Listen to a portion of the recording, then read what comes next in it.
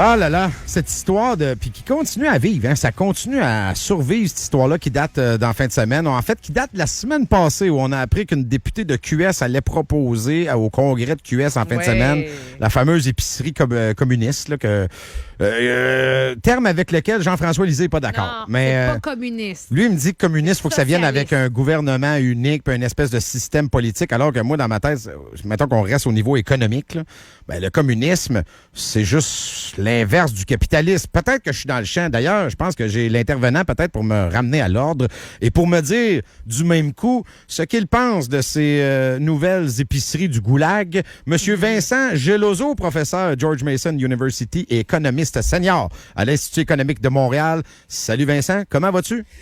Très bien. Écoute, je comprends pourquoi Jean-François Lisée a réussi à perdre la plupart de ses sièges à Québec solidaire. Quand tu proposes quelque chose d'aussi équivalent, c'est sûr que tu finis par perdre. Ben, il n'était pas d'accord avec l'idée, mais il disait que c'était pas communiste, c'est socialiste. À un moment donné, moi, ce que je peux dire, c'est que c'est juste une très mauvaise idée, mais ce que je peux rajouter, parce que tu vas pouvoir trouver... en fait, c'est assez incroyable qu'il y ait une littérature là-dessus, parce que c'est en dehors de ce que tu es habitué à discuter comme économiste, mais pourtant, on a assez d'études de cas pour nous permettre de dire que c'est généralement des échecs. Mais ce qui est assez drôle, c'est que sans le savoir, on l'a déjà fait au Québec, ça. Donc, Québec solidaire n'est même pas original dans proposer des mauvaises idées parce qu'on l'a déjà fait. Puis tous nos auditeurs qui ont passé un certain âge, puis vous êtes quand même jeunes, ceux à qui je m'adresse, là, vous êtes tous en train de célébrer des éditions de votre 29e anniversaire. Qui ça? C'est tout le monde, mais ils vont se souvenir des épiceries Steinberg. Ben Steinberg, t'as peu, c'est la famille Steinberg, ça là, c'est du privé. Oui, mais c'était du privé, mais en 89, ils étaient en situation financière assez périlleuse et il y a eu une offre de rachat qui était faite par un consortium de logistique maritime qui s'appelait Socanav, qui offrait de racheter 15% de la compagnie et la Caisse de dépôt qui rachetait un autre 85%. Oh. Donc, pour une offre d'à peu près 1,3 milliard. Et la Caisse, elle essaie d'acheter des actifs immobiliers, mais fondamentalement, elle a aussi fait une injection de capital pour aider l'entreprise à se retourner. Donc, elle a fait une injection de 125 millions pour aider une épicerie. Donc, l'État est devenu propriétaire d'une épicerie. À ça, c'est rajouté en passant un prêt qui a été jamais remboursé, donc un cadeau de la Société du développement industriel du Québec, qui était un peu l'équivalent, si tu veux, de l'ancêtre d'Investissement Québec, qui lui aussi, en passant, devrait être aboli. Oui. Et au net, ce qui s'est passé, c'est que l'État québécois a détenu pendant 3 ans une épicerie et ça a été un flop monumental. Ça a fini en faillite. La marque Steinberg a disparu. Il y a des milliers d'emplois qui ont été perdus. Et ce qui est assez intéressant dans cette histoire-là, donc ça a été déjà une catastrophe complète, c'est que ça n'a pas été... ça n'a pas fermé juste parce que l'État n'est pas nécessairement un bon gestionnaire. Ça a fermé en dépit du fait que des concurrents privés n'étaient pas subventionnés.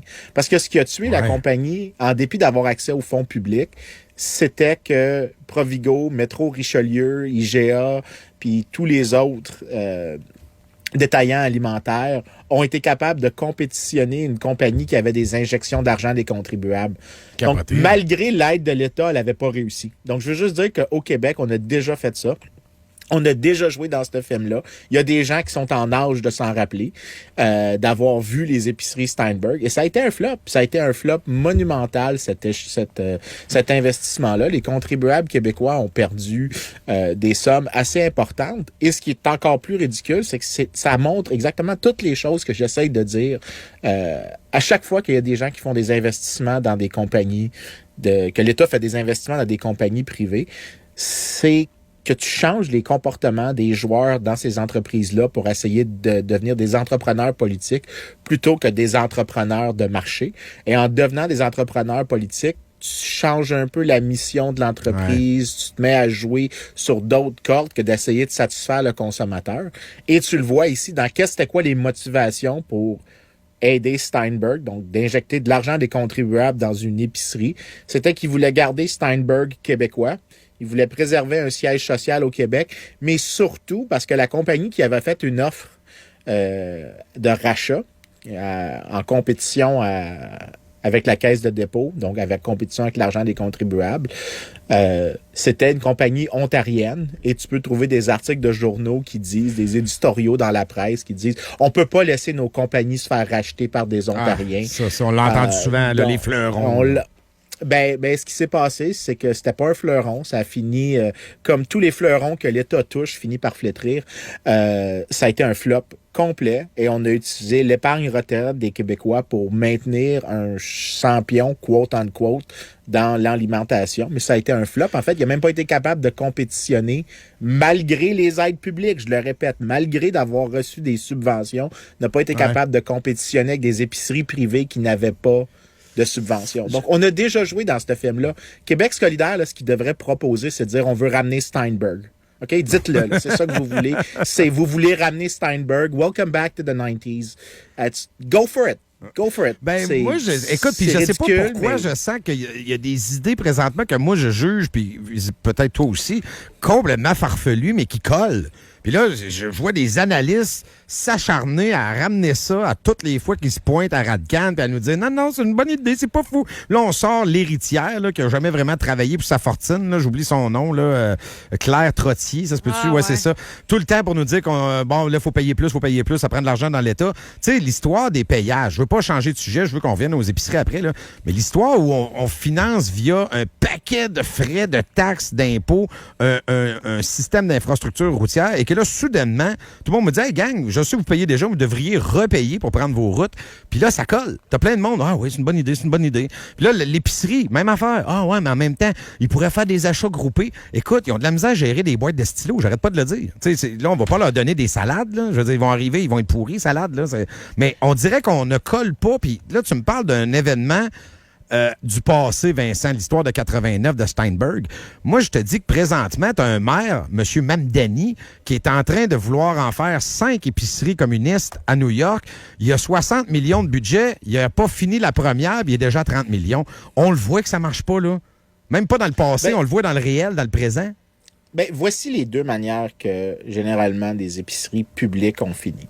D'une part, soit ça finit avec des pertes considérables pour les consommateurs, pour les contribuables, excuse-moi, dans le sens qu'on a dû essayer d'investir massivement à plusieurs reprises dans la dite société ou l'épicerie publique parce qu'elle n'était pas capable de faire concurrence, elle n'avait pas les mêmes incitations à contrôler ses coûts. Ça, c'est une des manières que ça se finit. L'autre, c'est que ça se finit avec si elle ne reçoit pas beaucoup d'aide, ça finit avec des étalages qui sont vides, une grosse portion tu rentres dans l'épicerie, tout est vide, les services sont pas disponibles, les stocks sont pas là, le service est relativement médiocre. Donc, c'est les deux manières dont généralement ça s'est terminé, ces expériences-là. Mais pas ici, nous autres, on n'est pas pareil.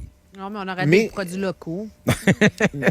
Mais ce que j'aimerais aussi rajouter, c'est que ce que les gens qui semblent proposer l'idée, toujours ont l'air de faire des confusions entre les choses, c'est qu'ils ont l'air de parler plus souvent de l'idée de est-ce qu'on pourrait avoir des épiceries coopératives, est-ce qu'on pourrait avoir des modèles dans lesquels, comme les gens maintenant qui achètent, par exemple, des paniers alimentaires déjà faits auprès des producteurs locaux, j'ai aucun problème avec ça, mais c'est pas le même sujet. Présentement, oui, c'est le même sujet. Mais c'est pas la même affaire. Mais oui, mais c'est ça qu'ils essayent d'avoir comme objectif.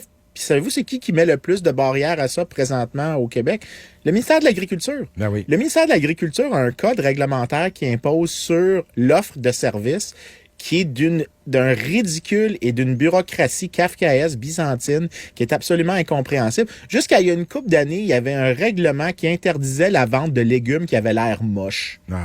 Donc, tu pouvais pas, dire « Ah non, mais je le sais que la banane, elle a l'air un peu endommagée ou que la carotte a l'air étrange.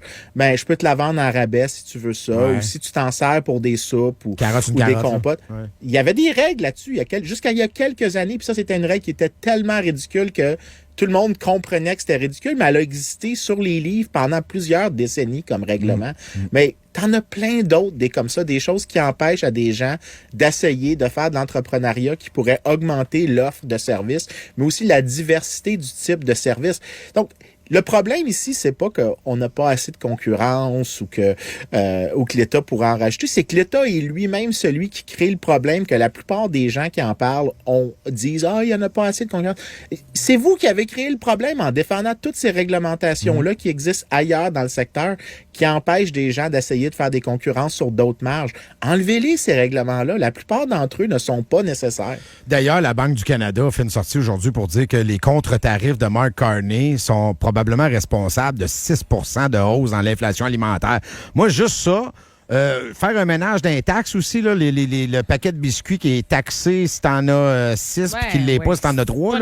Puis, tu sais, je veux dire, il y a déjà des choses à faire avant une espèce de leap of faith dans une épicerie gérée par des fonctionnaires. Tu sais, je trouve des fois qu'on... Est-ce qu'il y a un gros manque, en terminant, est-ce qu'on en fait juste un gros manque d'éducation économique? Oui, je pense honnêtement qu'à ce stade-ci, ça en est ridicule, mais je pense qu'il est encore pire, c'est le problème de mémoire collective. L'exemple de Steinberg, on s'en souvient plus. Il était connu pendant longtemps, puis ça a été un scandale pour le gouvernement libéral de Robert Bourassa, que personne ne va se souvenir aujourd'hui. Mais pour eux, ça avait été un scandale. Ça a été complètement oublié. À un moment donné, je pense qu'un moment de rétrospective culturelle serait un peu nécessaire ici, tout simplement parce que c'est le même type de problème de mémoire collective qui nous donne des répétitions de Nordvolt, mais qui était en fait une répétition de la cimenterie mécanique, de Tricophile Québec, des subventions à Pontiac, parce qu'on oublie que l'État québécois a déjà donné des subventions pour faire des automobiles au Québec. Donc, on oublie tout le temps ces espèces d'échecs-là, puis on se dit, mais on va essayer une autre variante de la même chose qu'on a faite, puis peut-être que cette fois-ci, ça va marcher. Non, le problème, c'est un problème fondamental lié aux incitations que l'État, qui est inhérente au jeu politique et à la provision publique.